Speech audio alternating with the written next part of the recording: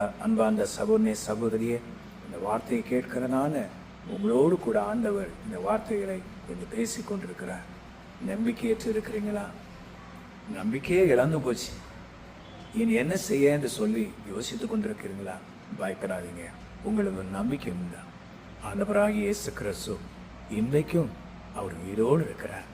ஒரு மரித்து போன ஒரு தெய்வத்தை கும்பிடல, மரித்து உயிரோடு எழும்பி இன்றைக்கு ஜீவனுள்ள தேவனை, இன்றைக்கும் ஜீவனோடு இருக்கிற தேவனை நாம் சேவிக்கிறோம்.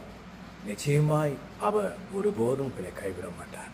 ஒருவேளை நீங்கள் கிறிஸ்தவர் அல்லாதவர்களாக இருக்கலாம், யாராக இருந்தாலும் பரவாயில்ல, உங்களுக்காக இயேசு மரித்து உயிரோடு எழுந்து இருக்கிறார். உங்களுக்கு வாழ்வை தர, உங்களுடைய நெருக்கத்திலிருந்து விடுதலையாக்க, உங்கள் பிரச்சனையிலிருந்து விடுதலையாக்க, உங்களுடைய போராட்டத்திலிருந்து விடுதலையாக்க இயேசு உங்களுக்கு ஒரு நம்பிக்கை தர விரும்புகிறார். இன்றைக்கு உயிர்ப்பின் பண்டிகை எவ்வளோ பெரிய சந்தோஷம்! உயிர்ப்பின் பண்டிகை ஆகியனால உலக ரீதியான மனுஷர்கள், இந்த ரட்சிப்பு இல்லாதவர்கள் மதுபானத்தை அறிந்து அவர்களுக்கு சந்தோஷம், குடும்பத்திற்கு சந்தோஷம் இல்லாமல் இன்றைக்கு குடும்பங்கள் வேதனைப்படுகிறது.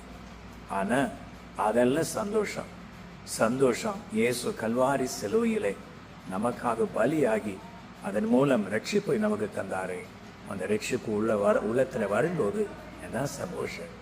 இன்றைக்கு ஈஸ்டர் பண்டிகை அப்படின்னு சொன்னாலே பயங்கரமான சந்தோஷம். இயேசு நமக்கு ரட்சிப்பை தர இவ்வளோ யாரும் அடங்கி அந்த சந்தோஷம்.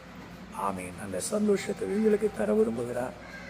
வியாதியிலிருந்து, பிரச்சனையிலிருந்து, போராட்டத்திலிருந்து, கண்ணியிலிருந்து, கடன் பிரச்சனையிலிருந்து விடுதலை தர விரும்புகிறார். இந்த இயேசுவை ஏற்றுக்கொள்ளுங்க. கர்த்தர் உங்களை ஆசிப்பை ஜெபிக்கும். அன்பின் ஆண்டவரே, அவர்களுடைய தெய்வமே, இந்த நிகழ்ச்சியின் மூலம், உம்முடைய உயிர்த்தெழுதல் பண்டிகையின் மூலம் இந்த செய்தியை கேட்கிற அத்தனை பேரும் ஆசீர்வதிக்கப்படட்டும். எல்லா இக்கற்றையும் விடுதலையாக்கி அவனை வாழ வைங்க, ஆசீர்வதிங்க.